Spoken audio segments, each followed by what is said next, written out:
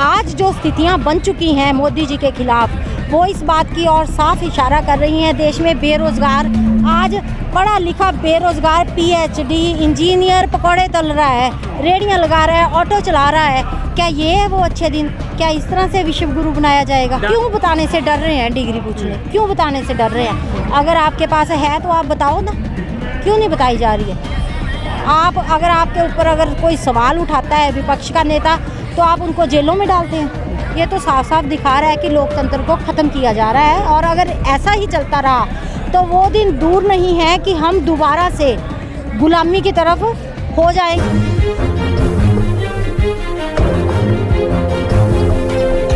मैं दिल्ली में जंतर मंतर पर इस वक्त मौजूद हूँ, जहाँ पर आज भारतीय महिला कांग्रेस की तरफ से राहुल गांधी जी के मुद्दे को लेकर के और लोकतंत्र बचाओ आंदोलन की जो है मुहिम यहाँ पर चलाई गई है। आप देख सकते हैं जनतंत्र बचाओ रैली। और जिस तरह से राहुल गांधी जी को मानहानि के केस में, मोदी सरनेम के मानहानि के केस में 2 साल की सज़ा सुनाई गई और उसके बाद उनकी लोकसभा सदस्यता भी रद्द कर दी गई और उसके बाद उनका घर भी जो है वो खाली करा दिया गया सरकारी।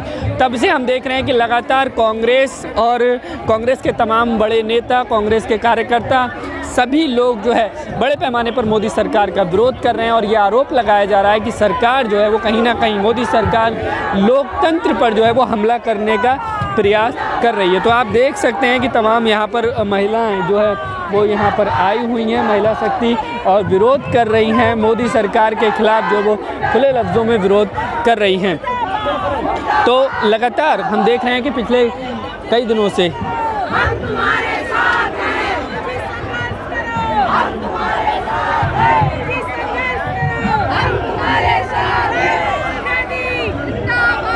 मैं मंडी हिमाचल प्रदेश से आई हूँ। मेरा नाम रिंकू चंदेल है और मैं ज़िला मंडी महिला कांग्रेस की अध्यक्ष हूँ। अच्छा, आप बताइए कि क्यों आपको लगता है कि लोकतंत्र खतरे में, जनतंत्र खतरे में, उसे बचाने की ज़रूरत है? मोदी सरकार कहती है सब लोग देखो हमारे खिलाफ विरोध कर रहे हैं, कोई कुछ भी बोल रहा है, फिर भी ये लोग जो है इस तरह के आरोप लगाते हैं। हिंदुस्तान की खूबसूरती है हिंदुस्तान का संविधान, जिसने हमें अपनी आवाज़ को बुलंद करने का, बेबाकी से रखने का अधिकार दिया है।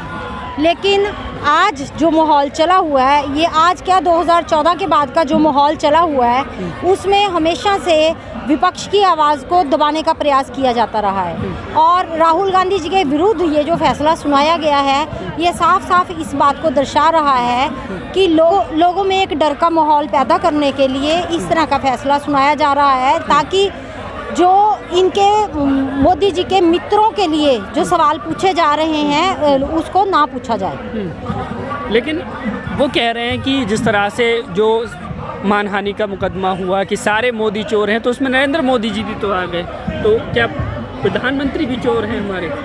आप अगर पीछे जो प्रधानमंत्री हमारे रहे हैं अगर देखें तो क्या नहीं कहा गया, नहीं कहा गया।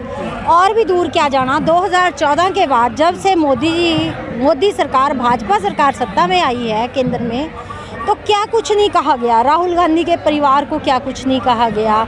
हमारी पूर्व में रही राष्ट्रीय अध्यक्ष श्रीमती सोनिया गांधी जी को क्या कुछ नहीं कहा गया। क्या किसी से छुपी हुई हैं वो बातें? हमारी प्रियंका जी को क्या कुछ नहीं कहा गया।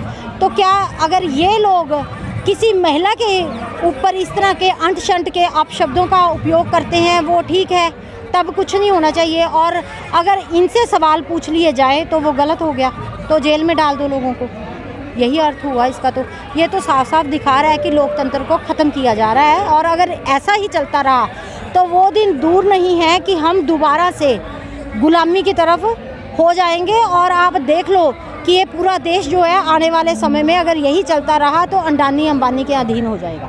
भाजपा कह रही है विश्व गुरु बनने की तरफ हम लोग काम कर रहे हैं। विश्व गुरु, आप आज देखो कानून व्यवस्था का क्या हाल है। एक बलात्कार पीड़िता रह जाती है चिल्लाते हुए, इनके जो भी नेता है वो साफ साफ बच के निकल जाते हैं। राहुल गांधी जी के लिए केस का इन्होंने 1 महीने में फैसला कर दिया खुलवाने के बाद। बलात्कार पीड़िता कई साल चिल्लाती रहती है, एविडेंस होने के बावजूद का भी ये फैसला नहीं दे पाती है सरकारें। तो आज ऐसा क्या हो गया कि 1 महीने में इतना बड़ी बात हो गई कि 1 महीने में इनको फैसला देना जो दिख गया। आप अगर भारत जोड़ो यात्रा पिछले दिनों हुई जो कन्याकुमारी से कश्मीर तक की गई, आप देखेंगे तो उसमें लोगों ने जो अपना समर्थन राहुल गांधी जी को दिया है, भाजपा की जो केंद्र सरकार है ये उस समर्थन से बौखला चुकी है। इनको दिख गया है कि 2024 में इनका सत्ता में आना मुमकिन नहीं है। कांग्रेस हर हाल में 2024 में केंद्र में सत्ता में विराजमान होने वाली है और इसी डर के चलते इन्होंने इस तरह का फैसला किया। लेकिन भाजपा के नेता कहते हैं कि कांग्रेस मुक्त होने जा रहा है भारत। देखिए ऐसा है, कांग्रेस एक बड़े ही संघर्ष से निकली हुई पार्टी है। आज़ादी के संघर्ष में जो बलिदान कांग्रेस ने और कांग्रेस के नेताओं ने दिए हैं वो किसी से छुपे हुए नहीं हैं।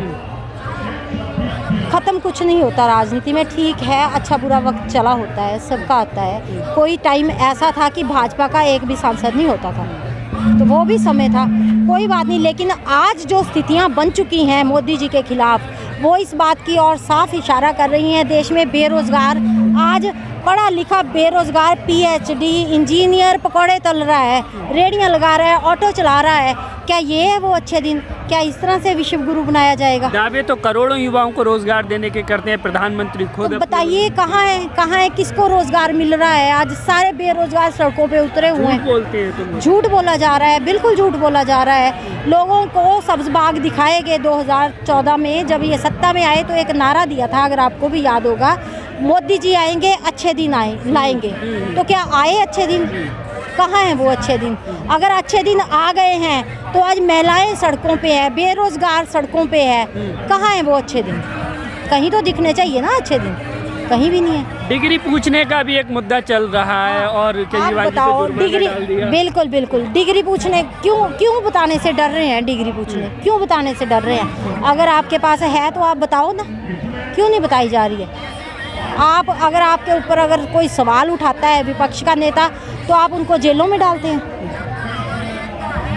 ये अच्छी बात नहीं है लोकतंत्र की, ये सरासर हत्या है और आने वाले समय में वो दिन दूर नहीं है कि देश ये दोबारा गुलाम हो जाएगा। कांग्रेस की लीगल टीम की क्या भूमिका रही जो इतने आप बता रहे हैं कि एक छोटे से मामले में सज़ा सुना दी गई, क्योंकि मोदी जी ने तो सज़ा नहीं सुनाई है, सज़ा तो अदालत ने सुनाई है, तो वहाँ पर किस तरह से जो है मुद्दा रखा देखिए राहुल गांधी का? ऐसा है, सज़ा बेशक मोदी जी ने नहीं सुनाई, लेकिन आपको पता है मोदी पीछे भी जब डरते थे तो ईडी को आगे किया जाता था। कांग्रेस के नेताओं के खिलाफ ईडी को खड़ा कर दिया जाता था, वो किसी से ही छुपी हुई। अंदर से कहीं ना कहीं ये सारा प्रेशर तो ही नहीं का है, केंद्र सरकार का ही प्रेशर है, उसमें रहते हुए काम कर रही है। अदरवाइज़ मैं तो इतना जानती हूँ कि कौन सा ऐसा, हमारे पीछे भी जो प्रधानमंत्री हुए उनके ऊपर भी कई कार्टूनिस्टों ने तंज कसे, कई कुछ हुआ, लेकिन कभी सुना आपने कि मानहानि का दावा कर दिया गया, कि उनको जेलों में डाल दिया गया? ये सिर्फ अभी हो रहा है, जो इस बात की और साफ इशारा कर रहा है कि केंद्र सरकार बौखलाई हुई है। अब आप लोग क्या चाहते हैं, क्या आपकी आगे की रणनीति है? आगे की रणनीति जैसे पार्टी के आदेश होंगे, हम तो पार्टी के साथ खड़े हैं, राहुल गांधी जी के साथ सड़कों पे उतरेंगे।